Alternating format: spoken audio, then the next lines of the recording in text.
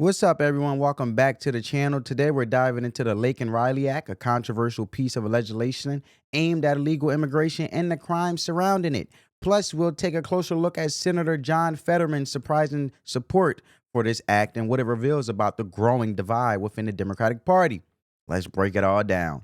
So, what is the Lake and Riley Act, right? You may ask, and I want to preface the conversation before we have an amazing conversation, family, is the Lake and Riley Act is named after a woman tragically killed by an illegal immigrant, proposes mandatory detention or deportation for illegal immigrants. Illegal, you know what I'm saying, who commit crimes, including theft. The goal is to address violent crimes committed by individuals who are in the country illegally.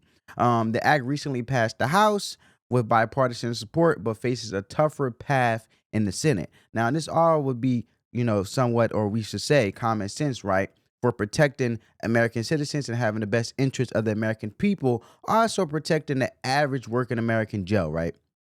So I'm not gonna do no more talking. I want you guys to see what John Fetterman had to say. Check it out, family. These part, I'm go sorry, ahead. can Yeah, I talk go about ahead. like there's a lot of talk about Greenland, for example. Now, and I know there's a lot of freakouts, and of course I would never support taking it by force. But I do think I do think it's a responsible conversation if they were open to acquiring it and whether just buying it outright. I mean, if anyone think that's bonkers, it's like, well, remember the Louisiana Purchase? Oh, I think Alaska was a great deal too. $50 million, I think it was. It was it was referred to as Seward's Folly, and now that was Alaska now. So I mean, open to having all kinds of conversations as well. And now I don't think it's not helpful to freak out. But some things might work out, some may not, but that's part of ongoing dialogue. But he hasn't even taken office in 2 weeks. And, we really need to pace ourselves if we're going to freak out over every last tweet or every last conversation or press conference. Because, but That's good. That's a good one, yeah, John. I like it. I like it. yeah, but I mean, it's like, we are here to work together. Yeah. And some things we can agree or disagree. But I think that's. All right, family. So speaking of collaboration, right? Let's discuss Democratic Senator John Fetterman. It's interesting how, as he continues to recover from his stroke, thankfully, thank God, I don't wish nothing on my worst enemy, right? I always wish him to be healthy and, best wishes, right? So he seems to be aligned more with just having common sense, as the American people have voted in just wanting common sense and transparency, right? Especially on core issues like immigration and public safety. Fetterman recognizes that opposing policies the American people voted for, especially around illegal immigration, that just doesn't make sense. For example, he's calling out Democrats for pushing back on legislation like the Lake and Riley Act, which addresses deporting illegal immigrants, as I told you guys in the beginning, who commit crimes. And this bill recently passed in the House, mandates for the detention of illegal immigrants who commit crimes, such as theft. And it's baffling to me that some Democrats oppose this. And I think it's ignorance, not only on the behalf of their actions, ignorance within themselves, but ignorance on the behalf, most importantly, of the best interests of the American people. I think we can agree with that, right? Comment down below and comment down below, family, and tell me your take on it. Regardless of where people stand politically, most agree that violent criminals who are here illegally shouldn't remain in the U.S. And Democrats claim this bill denies due process to immigrants. But let's be clear, individuals who are illegally have already committed a crime in itself by crossing the border, right? I think it's self-explanatory. The priority should be protecting American communities from those who broke additional laws while here, on top of breaking the law of being here when they're not supposed to be here in the first place. Senator Fetterman has openly criticized his own party for opposing this legislation, demonstrating a level of pragmatism. That's rare. And it's remarkable to see someone recovering and someone to actually exercise some type of common sense and resonating and not going so extreme left as the ignorant hypocrites have been going, right?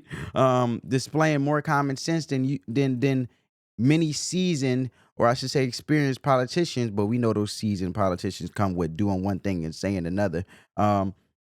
But opponents often argue that such politics benefit for-profit detention centers, right? But we'll get into that. I want you guys to check out this next clip that I want to show you guys in regards to the conversation that was surrounded around, the whole bill being passed in the House. Illegal aliens who commit crimes must not be released into our communities. Our colleagues can't even use the term of art that's in the statute, illegal alien. They can't even use that.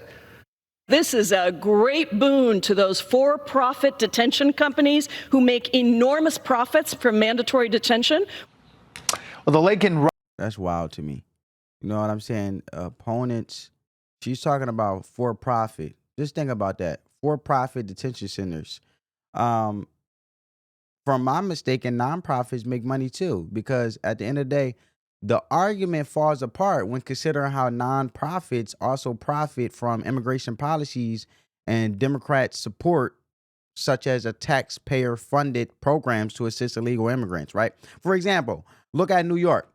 When the mayor, Eric Adams, basically was giving away EBT cards, or we should say food stamps, or I should say basically is basically a card you get, I'm sure you guys know, where you can go buy food because you're getting food funded by the taxpayer paying individuals, the American people, and it's a way to help individuals who may, face scarcity or in need of food. It's a food program, assistance program to help put food on the table for you, and you can go to the store and swipe that card. However, it's supposed to be nonprofit, right? With illegal immigrants sleeping in the police stations in New York, right? It's supposed to be nonprofit when they're building tent cities, or we should say New York tent city at one point in time, and all these sanctuary cities like Chicago, with Mayor Brandon Johnson, a school teacher who should have never got elected in the first place, was sitting here basically saying, oh, the churches and so forth, nonprofit churches, housing these illegal immigrants, but they're getting money on the back end to feed these illegal immigrants, to house these illegal immigrants, because at the end of the day, bills still got to be paid, folks. You know what I'm saying? So I think that's self-explanatory on how the nonprofit as well make money on the back end, but they ain't going to talk about that. But take California, for example. They spent over $20 billion on homelessness initiatives. And not only did homelessness get worse, but many nonprofits got rich in the process. Where's the outrage over that? You know what I'm saying? So at the end of the day, I think some people just have selective amnesia. But let's continue. Riley Act passed today in the House, named, of course, for the woman who died in Georgia, February 2024, at the hands, authorities say, of an illegal immigrant. That passed 264 to 159, 48 House Democrats. It requires federal detention for illegal immigrants guilty of theft crimes. Senate action on that bill is now pending. It's time for our Common Ground segment. Joining us to talk about the Laken-Riley Act and other things, Alabama Republican Senator Katie Britt and Pennsylvania Democratic Senator John Fetterman. Thank you both for being here again in Common Ground. Why is this important, and how confident are you about the Senate action here? Yeah, so I think we've seen this litigated over the last 4 years, time and time again. And I think on November 5th, the American people delivered a verdict and said, we want secure borders. We want you to prioritize the safety and security of Americans over open border policies. And so this is a common sense piece of legislation, obviously named after a remarkable young woman that was taken from this earth way too soon. And I think that the bipartisan support that you saw in the House, I am really hopeful will carry on into the Senate. And we're already seeing good traction from our Senate colleagues interested in coming on board. Senator Fetterman, there are Democrats, obviously, who spoke out against this today. One of them, Congressman Raskin. Take a listen. Pick a crime, paste into it a template immigration law covering convicted criminals, and then require detention or deportation of certain persons merely accused of committing the crime or arrested for committing the crime. No due process required at all. This allows us to get up and demonize immigrants. So what do you say to that? You've signed on to this bill. Oh, well, I mean, I have a lot of enormous respect for my colleague in the House, but I just happen to disagree on this. And for me, just like my friend and colleague in the Senate, like, it's really common sense. And I'd like to remind everybody that we have hundreds and hundreds of thousands of migrants here illegally that have convicted of crimes. And why, I don't know why, who wants to defend to allow them to remain in our nation? That. And now, if you're here illegally and you're committing crimes and those things, I don't know why anybody thinks that it's controversial that they all need to go. Do you think that this was one of, if not the biggest issue for this election? Well, I think if we can't, there's 47 of us in the Senate, and if we can't pull up with 7 votes, if we can't get at least 7 out of 47, and if we can't, then that's the reason why we lost. That's one of them. That's one of why we lost, in part.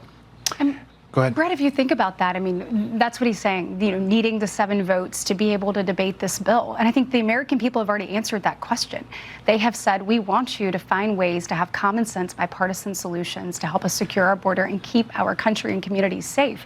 And so I'm hopeful that our colleagues will come together and say, let's talk about this. Well, I mean, I've been in this same chair, and I was arguing about a year ago saying that, you can be pro-immigration, but we need a secure border. And we have a serious issue here on the border, and we have to address that. And here we have now, we can be pro-immigration. And I really believe we should protect the dreamers. But I don't know why it's controversial that we need to deport any migrants here illegal that are engaging in kinds of criminal activity. I don't know why that's controversial to anybody. So this starts, if the Senate passes and it gets eventually to the president's desk, a process on the immigration, but on the bigger, broader economic aspects of it, which would require funding, there is this debate of whether to have one big, beautiful bill, as President-elect Trump says, or whether to have 2 bills to go at it. Do you have a sense of how that's going to go? So obviously we've seen that the president talked about one big, beautiful bill, and at the end of the day, we're going to do whatever it takes to produce results for the American people.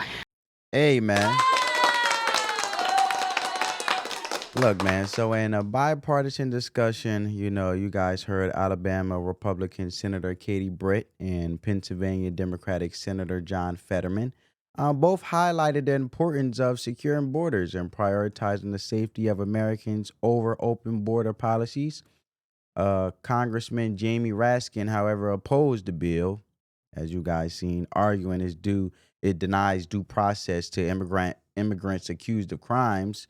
And Senator Fetterman is respectively disagreed, emphasizing that it's common sense, right, to deport individuals who are here illegally committing crimes.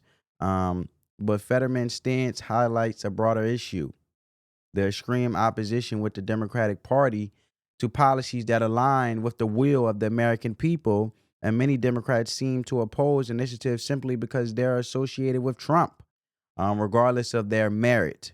Legislation like the Laken-Riley Act isn't controversial to most Americans.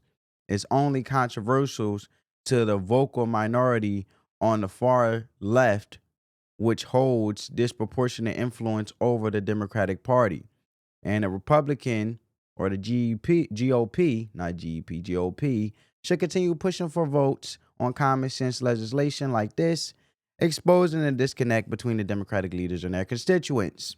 And American people, we want secure borders, safe communities, and sensible immigration policies, right? So Democrats' resistance to such measures highlights their priorities, as you guys can see. Just like Joe Biden said, it will be a peaceful transition. I don't see nothing peaceful about it.